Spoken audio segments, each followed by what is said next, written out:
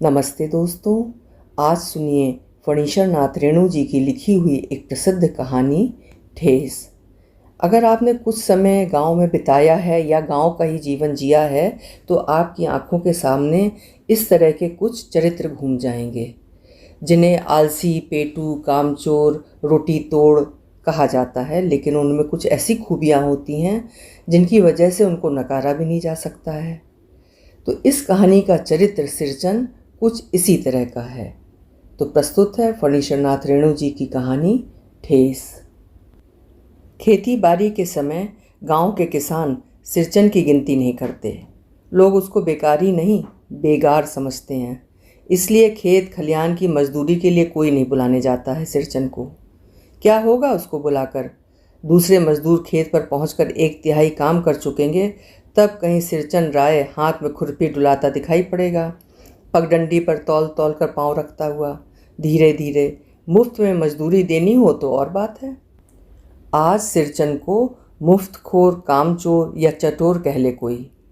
एक समय था जबकि उसकी मड़ैया के पास बड़े बड़े बाबू लोगों की सवारियां बंधी रहती थीं। उसे लोग पूछते ही नहीं थे, उसकी खुशामद भी करते थे। अरे सिरचन भाई, अब तो तुम्हारे ही हाथ में ये कारीगरी रह गई है सारे इलाके में। एक दिन भी समय निकाल कर चलो। कल बड़े भैया की चिट्ठी आई है शहर से, सिरचन से एक जोड़ा चिक बनवा कर भेज दो। मुझे याद है, मेरी माँ जब कभी सिरचन को बुलाने के लिए कहती, मैं पहले ही पूछ लेता, भोग क्या क्या लगेगा। माँ हंसकर कहती, जा जा, बेचारा काम में पूजा भोग की बात नहीं उठाता कभी। ब्राह्मण टोली के पंचानंद चौधरी के छोटे लड़के को एक बार मेरे सामने ही बेपानी कर दिया था सिरचन ने। तुम्हारी भाभी नाखून से खाट कर तरकारी परोसती हैं और इमली का रस साल कर कढ़ी तो हम कहार कुम्हारों की घरवाली बनाती हैं। तुम्हारी भाभी ने कहाँ से बनाई? इसलिए सिरचन को बुलाने से पहले मैं माँ को पूछ लेता। सिरचन को देखते ही माँ हुलस कर कहती, आओ सिरचन, आज नेनू मत रही है तो तुम्हारी याद आई। घी की डांडी मतलब खखोरन के साथ चूड़ा तुमको बहुत पसंद है ना? और बड़ी बेटी ने ससुराल से संवाद भेजा है, उसकी ननद रूठी हुई है मोती की शीतल पाटी के लिए। सिरचन अपनी पनियाई जीभ को संभाल कर हंसता। घी की सुगंध सूंघ कर आ रहा हूँ काकी, नहीं तो इस शादी ब्याह के मौसम में दम मारने की भी फुर्सत कहाँ मिलती है। सिरचन जाति का कारीगर है। मैंने घंटों बैठकर उसके काम करने के ढंग को देखा है। एक एक मोती और पटेर को हाथ में लेकर बड़े जाता से उसकी कुच्ची बनाता, फिर कुच्चियों को रंगने से लेकर सुतली सुलझाने में पूरा दिन समाप्त। काम करते समय उसकी तन्मयता में जरा भी बाधा पड़ी कि गेहूं सांप की तरह फुफकार उठता। फिर किसी दूसरे से करवा लीजिए काम। सिरचन मुँहजोर है, कामचोर नहीं।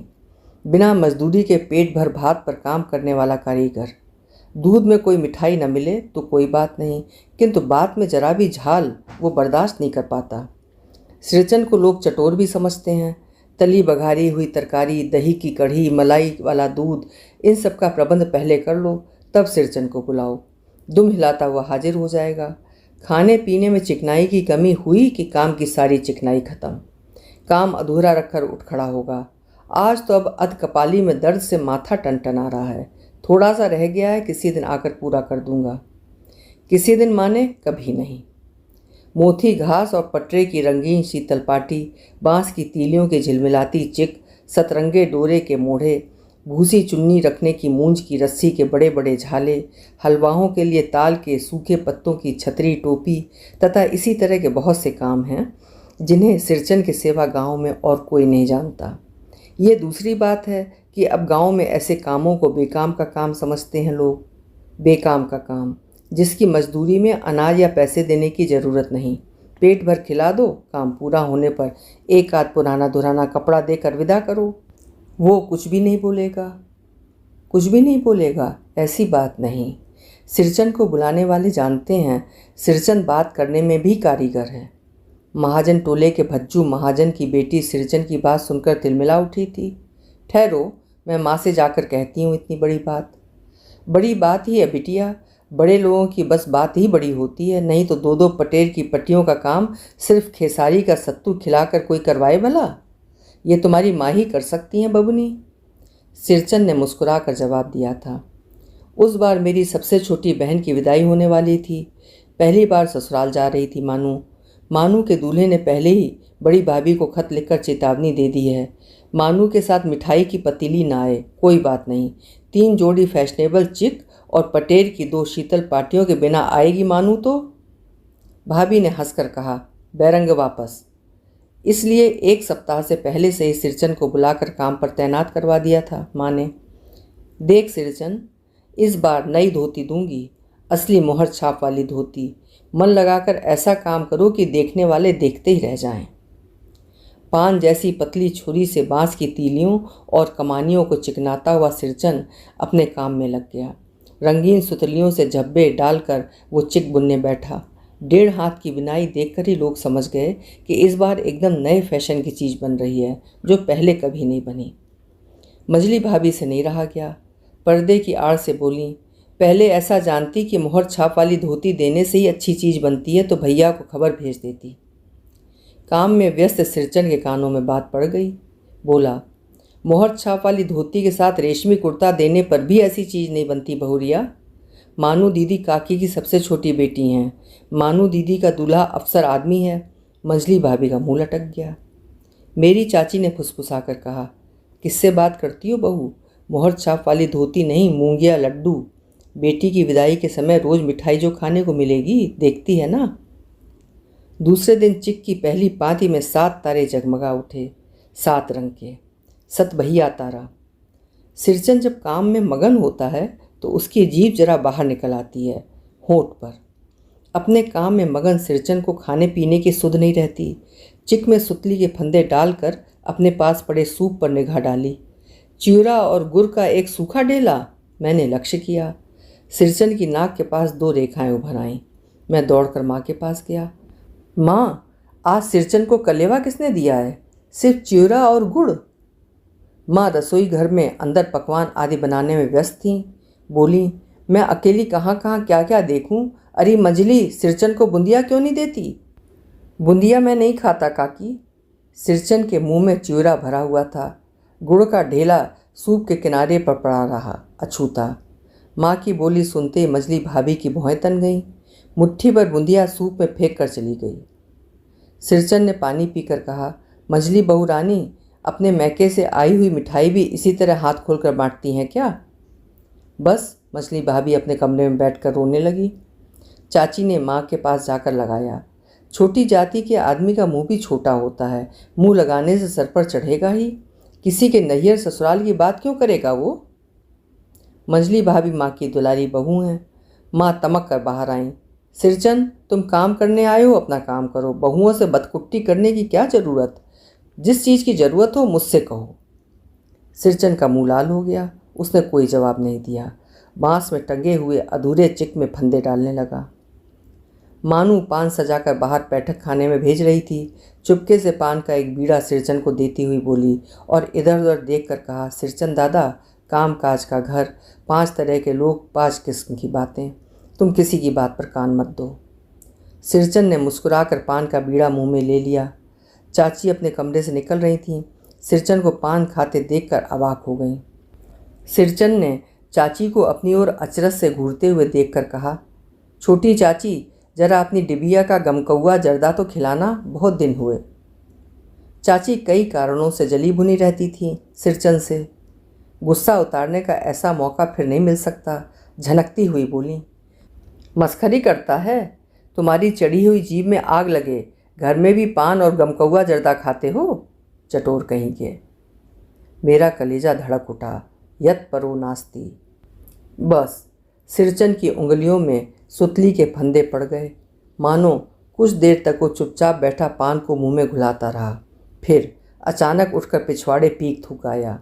अपनी छुरी, हंसिया वगैरह समेट संभाल कर झोले में रखे टंगी हुई अधूरी चिक पर एक निगाह डाली और हनहनाता हुआ आंगन के बाहर निकल गया। चाची बड़बड़ाई, अरे बाप रे बाप, इतनी तेजी? कोई मुफ्त में तो काम नहीं करता। 8 रुपए में मोहर छाप वाली धोती आती है। इस मुँह झौसे के मुंह में लगाम है ना, आँख में शील। पैसा खर्च करने पर सैकड़ों चिक मिलेंगी। बातर टोली की औरतें सिर पर गट्ठर लेकर गली गली मारी मारी फिरती हैं। मानू कुछ नहीं बोली, चुपचाप अधूरी चिक को देखती रही। 7 तारे मंद पड़ गए। माँ बोली, जाने दे बेटी, जी छोटा मत कर। मानू, मेले से खरीद कर भेज दूंगी।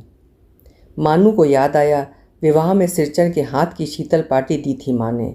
ससुराल वालों ने न जाने कितनी बार खोल कर दिखलाया था पटना और कलकत्ता के मेहमानों को। वो उठकर बड़ी भाभी के कमरे में चली गई। मैं सिरचन को मनाने गया। देखा, एक फटी शीतल पाटी पर लेट कर वो कुछ सोच रहा है। मुझे देखते ही बोला, बबुआ जी अब नहीं। कान पकड़ता हूँ, अब नहीं। मोहर छाप वाली धोती लेकर क्या करूँगा, कौन पहनेगा? ससुरी खुद मरी, बेटे बेटियों को ले गई अपने साथ।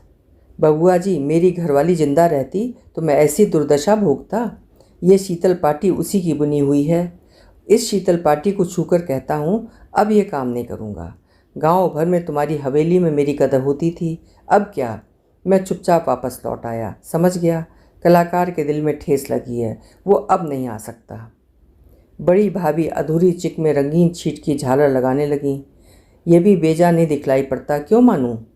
मानू कुछ नहीं बोली, बेचारी। किंतु मैं चुप नहीं रह सका। चाची और मंजली भाभी की नज़र न लग जाए इसमें भी। मानू को ससुराल पहुंचाने मैं ही जा रहा था। स्टेशन पर सामान मिलाते समय देखा, मानू बड़े जतन से अधूरे चिक को मोड़ कर लिए जा रही है अपने साथ। मन ही मन सिरचन पर गुस्सा हुआ आया। चाची के सुर में सुर मिलाकर पूछने को जी हुआ, कामचोर, चटोर। गाड़ी आई। सामान चढ़ाकर मैं दरवाज़ा बंद कर रहा था कि प्लेटफॉर्म पर दौड़ते हुए सिरचन पर नज़र पड़ी। बबुआ जी, उसने दरवाजे के पास आकर पुकारा। क्या है? मैंने खिड़की से गर्दन निकालकर झिड़की के स्वर में कहा। सिरचन ने पीठ पर लादे हुए बोझ को उतार कर मेरी ओर देखा। दौड़ता आया हूँ, दरवाज़ा खोलिए। मानू दीदी कहाँ है, एक बार देखूँ? मैंने दरवाज़ा खोल दिया। सिरचन दादा, मानू इतना ही बोल सकी। खिड़की के पास खड़े होकर सिरचन ने हकलाते हुए कहा, ये मेरी ओर से है, सब चीज़ है दीदी। शीतल पाटी, चिक और एक जोड़ी आसनी कुश की। गाड़ी चल पड़ी। मानू मोहर छाप वाली धोती का दाम निकाल कर देने लगी। सिरचन ने जीभ को दांत से काट कर दोनों हाथ जोड़ दिए। मानू फूट फूट कर रो रही थी। मैं बंडल को खोल कर देखने लगा। ऐसी कारीगरी, ऐसी बारीकी, रंगीन सुतलियों के फंदों का ऐसा काम पहली बार देख रहा था। अभी आप सुन रहे थे फणीश्वर नाथ रेणु जी की लिखी हुई कहानी ठेस। आशा करती हूँ कहानी आपको पसंद आई होगी। फिर मिलेंगे। आपका समय शुभ हो, आनंदमय हो।